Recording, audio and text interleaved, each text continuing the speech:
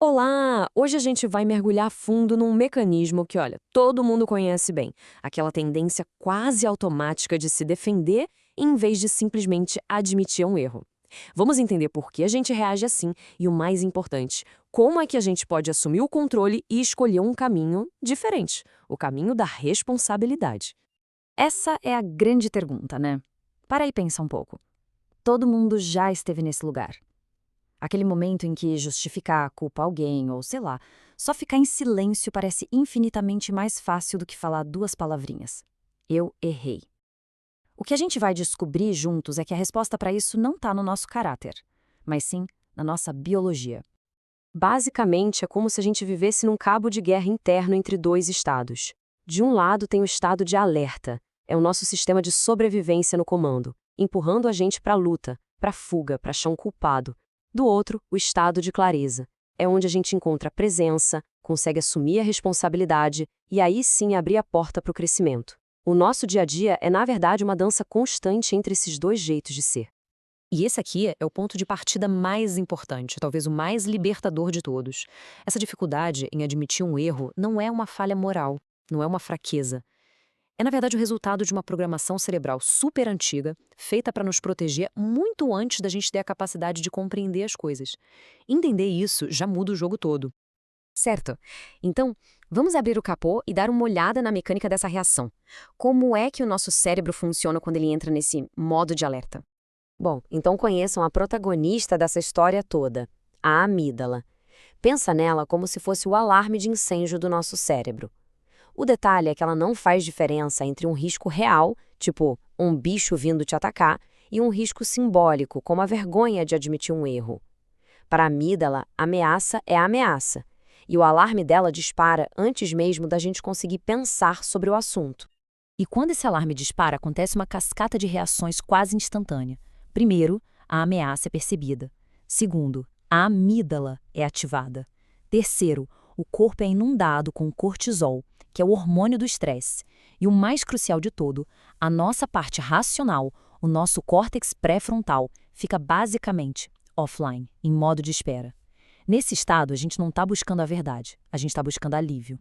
Tá, mas por que esse nosso alarme é tão sensível? Simples, porque ele foi treinado para ser assim. Essa reação automática não vem do nada. Ela nasce da nossa história. Das vezes, lá na infância, em que errar significou levar uma bronca, passar vergonha, ou sentir que o afeto foi retirado. O cérebro aprendeu uma lição bem direta: ser vulnerável é perigoso. Isso tudo nos leva a um comportamento que a gente pode chamar de prevaricação emocional. Sabe o que é isso? É basicamente quando a gente evita fazer ou falar o que é certo só para não ter que sentir o desconforto da vergonha, da culpa. É o cérebro buscando um alívio imediato, mesmo que isso custe a nossa integridade e o nosso crescimento lá na frente. Agora, vamos ampliar um pouco a nossa lente. Porque essa programação não é só individual, não. Ela carrega ecos de uma história coletiva, uma história muito mais longa. O cérebro humano é incrível, ele é plástico, ou seja, ele se molda ao ambiente. E ao longo de milhares de anos, homens e mulheres viveram sob pressões ambientais diferentes, e isso acabou fortalecendo circuitos neurais distintos em cada um. Não por alguma essência, mas por pura adaptação para sobreviver. O que isso quer dizer na prática? Bom, historicamente, o cérebro masculino foi mais treinado para ter um foco direto, para resolver problemas de forma rápida em situações de risco. Já o cérebro feminino, mais treinado para ter uma visão do todo, uma visão sistêmica, e para fazer uma leitura mais fina das emoções para manter o grupo unido. Nenhum é melhor que o outro, tá? São só adaptações com funções diferentes. Isso nos traz para uma ideia muito poderosa. Essas diferenças todas não existem para criar oposição. Pelo contrário, elas são como frequências de rádio complementares. Quando a gente consegue sintonizar as duas, o resultado é uma harmonia muito maior. Muitos dos nossos conflitos de hoje em dia nos relacionamentos são, na verdade, esses ecos da neurobiologia em ação. Sabe quando um homem se fecha, se retrai? Pode não ser frieza, mas sim a amígdala dele tentando retomar o controle da situação. E quando uma mulher se expressa de forma mais intensa?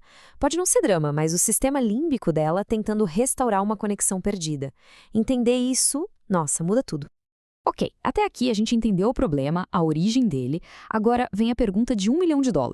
Como a gente sai desse piloto automático? É exatamente aqui que entra o despertar da consciência. Existe um momento, um ponto de virada.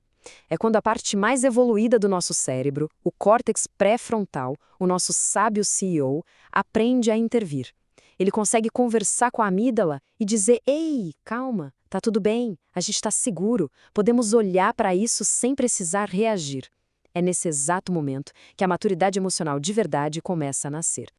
E a frase que marca esse ponto de virada é tão simples, mas tão transformadora. Dizer, eu cometi um erro. E posso melhorar. Não diminui ninguém, muito pelo contrário. Isso expande. É o sinal claro de que a consciência finalmente assumiu o comando no lugar do medo. E quem vive a partir desse lugar demonstra uma liderança madura, seja em casa, no trabalho, onde for. São pessoas que corrigem com a intenção de cuidar, não de ferir. Que entendem que colocar limites é uma forma de proteção, de cuidado, que escolhem o desconforto necessário agora para evitar um problema muito maior depois. Mas para essa mudança ser de verdade, ser duradoura, a gente precisa ir além da mente. A gente precisa voltar para a inteligência mais profunda do nosso corpo. A gente precisa retornar ao sentir. A gente viveu muito tempo achando que a mente era soberana, né? Que o pensamento racional resolvia tudo. Mas a ciência de ponta hoje está confirmando que a sabedoria ancestral sempre soube. A nossa inteligência principal não é a da cabeça, é do corpo. O verdadeiro centro da vida é o sentir. Isso é fisiologia pura, não é viagem. Olha só esse dado, o campo eletromagnético que o nosso coração gera é até 60 vezes mais forte que o do cérebro. A nossa intuição não é mágica, sabe? É inteligência biológica em ação. E aí entra a epigenética, que nos dá uma chave incrível para essa libertação. Ela prova que a gente não é refém do nosso DNA.